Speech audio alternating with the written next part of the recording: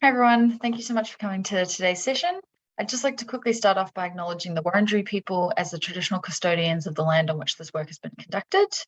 My name's Erica, and today I'm going to talk to you about how I've used a Bayesian network to improve risk estimates of bushfires in Victoria. So just a little bit of background, there's many different fire behaviour models and risk analyses tools currently being used around Australia by managers and planners. And these attempt to understand how likely a fire is to spread in certain areas and therefore the potential impacts on people and biodiversity.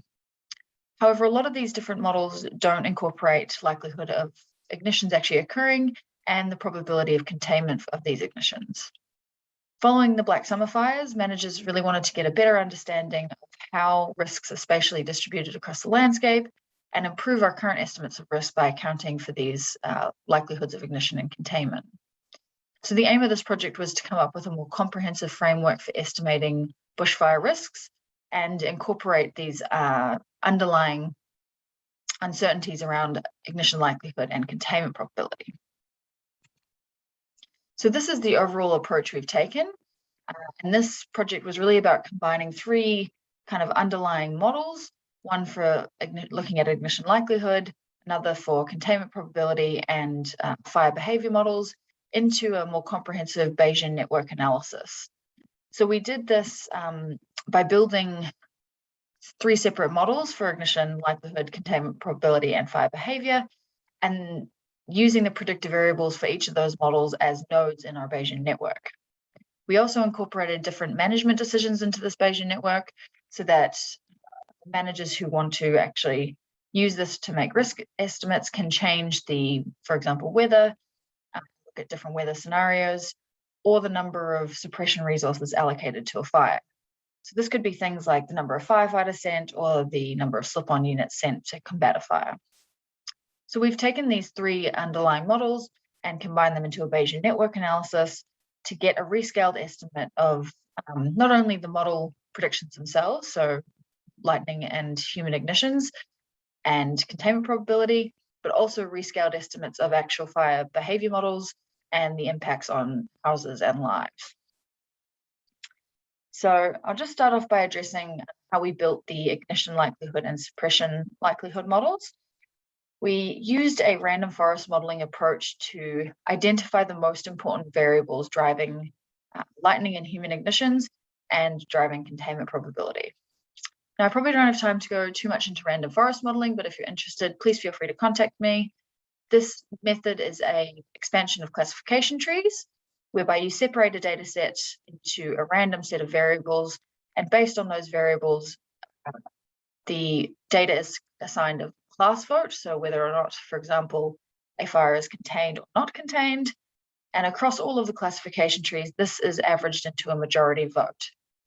We can get an understanding of the uncertainty of these models by comparing the majority vote to the actual outcome.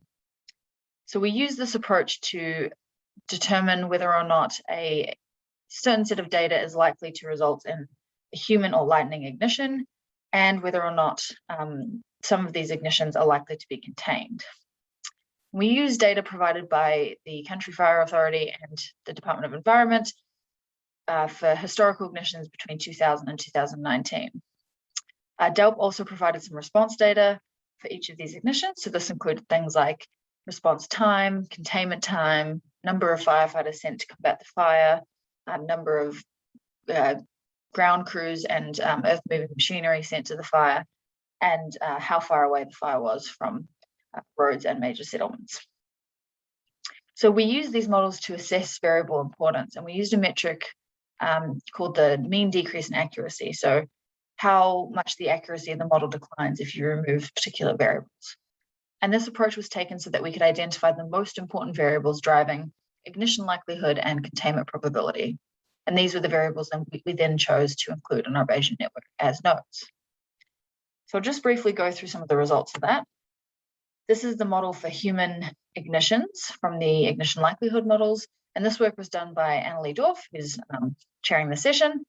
And she separated the data into a native forest data set and a matrix data set, which is basically grasslands and urban environments.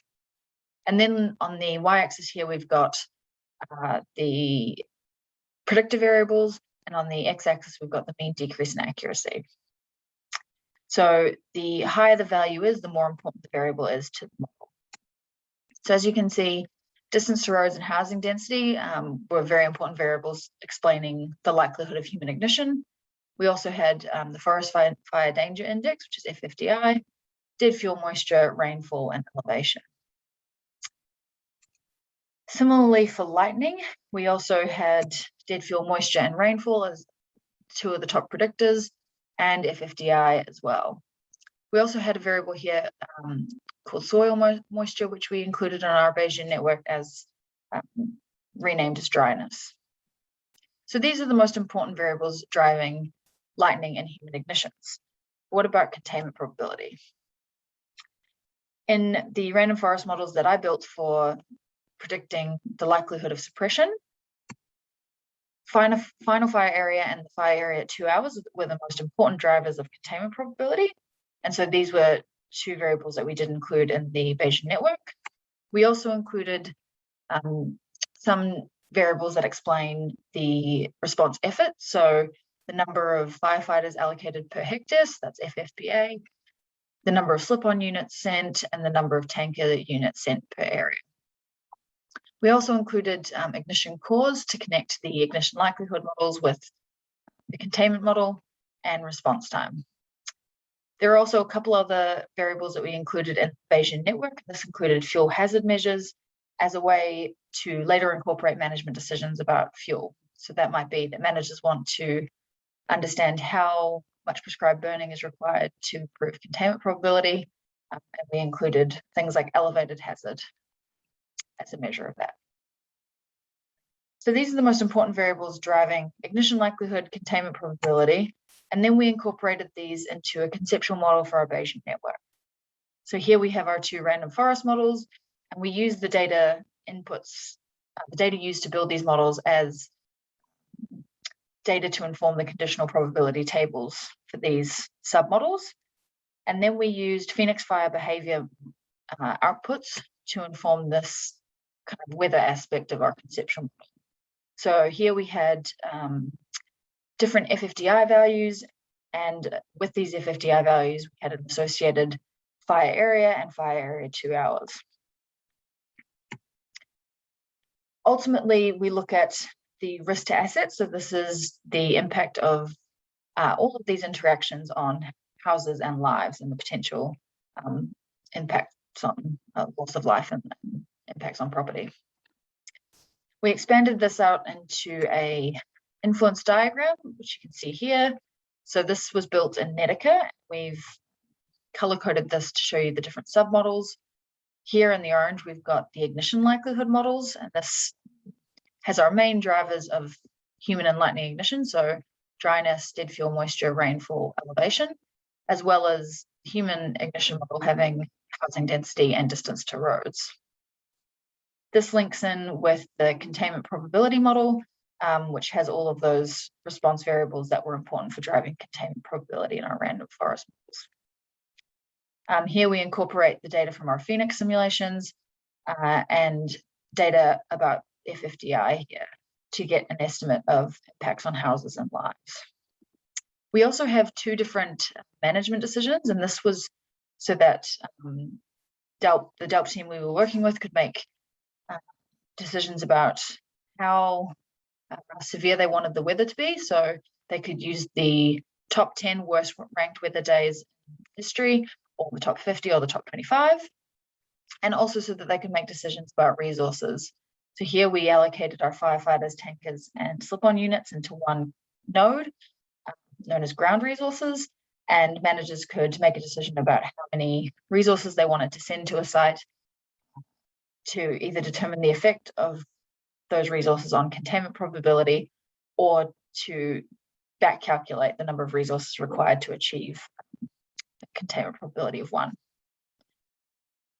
So this is our overall influence diagram. We populated each one of these nodes with real data from those historical ignitions I discussed before and the random forest model outputs. And then we populated these Phoenix fire Phoenix fire behavior nodes with the actual runs provided by DELP for the top 10 worst ranked weather days in history. So to understand how effective this approach was and to test the predictive validity of our Bayesian network, we took a 5-step approach to conduct a tenfold cross-validation. So we first compiled our Bayesian network, and then we extracted data for 72,000-ish ignitions across Victoria, and these were provided by DELP, and they had fire behavior models associated with them for the rank 1 weather scenario, which is the worst FFDI value for each ignition location across the state. We extracted all the environmental variables required for each node from these point locations and from raster data. And then we spatially blocked all this raster data into 10 spatially explicit folds, as you can see here.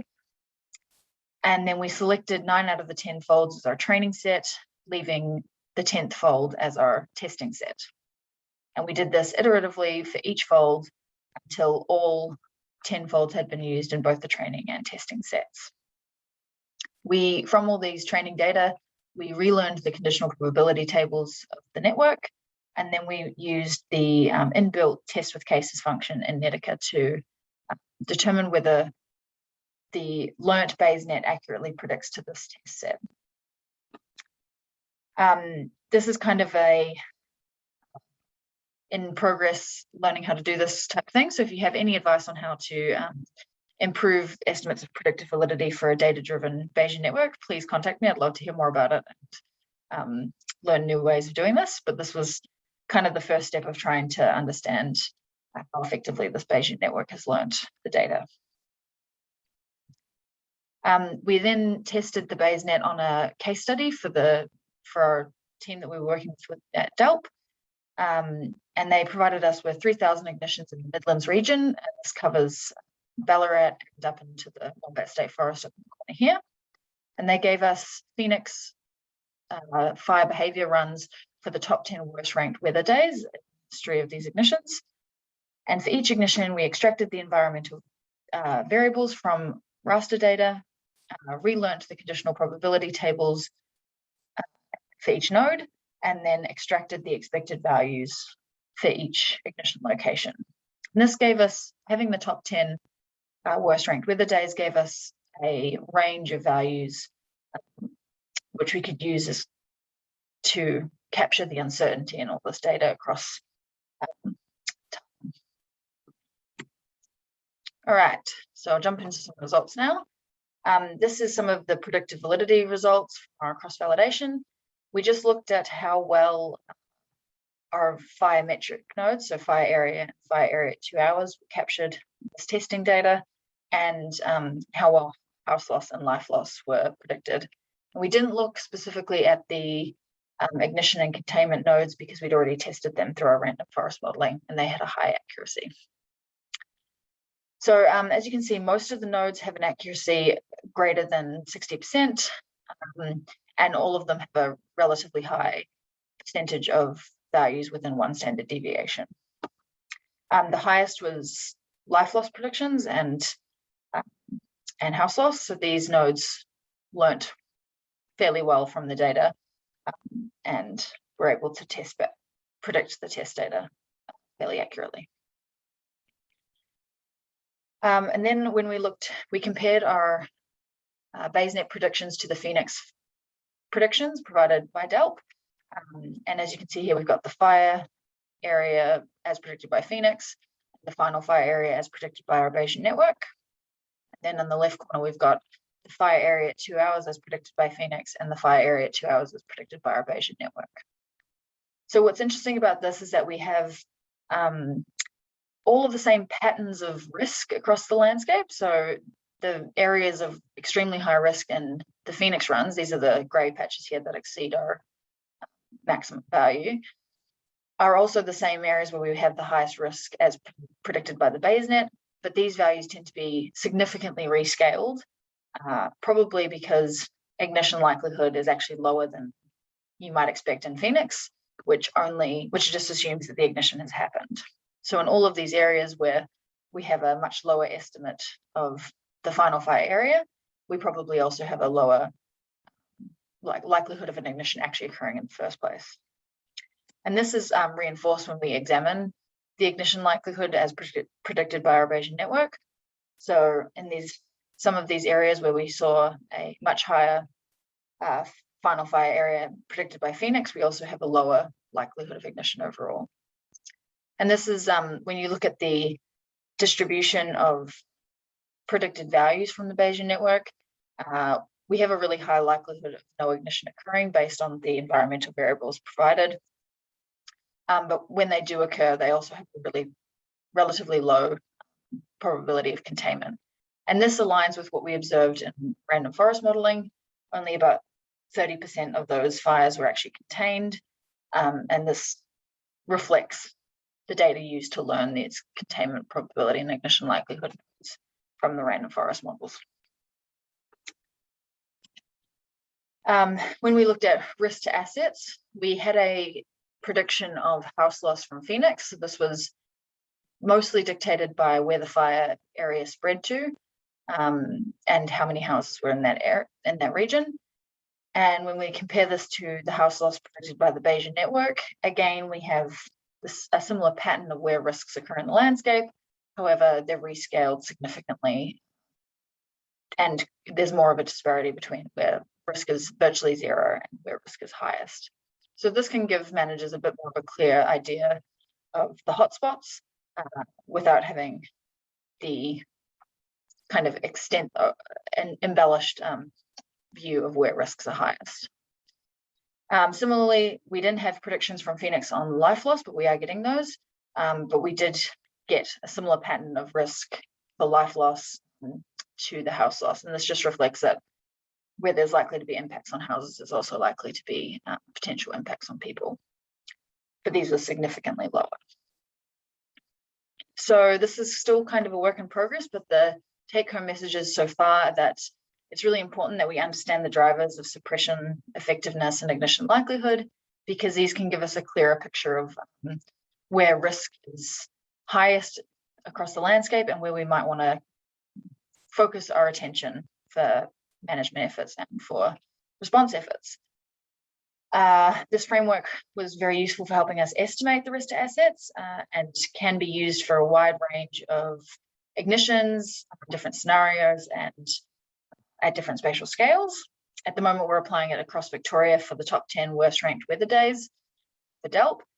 And this can give us really interesting spatial estimates of where risk is highest and where we might want to focus our efforts, particularly on high fire danger days. So it could be used as a kind of active response tool. Yeah, thank you so much for listening. If you have any questions, please feel free to contact me and enjoy the rest of the conference.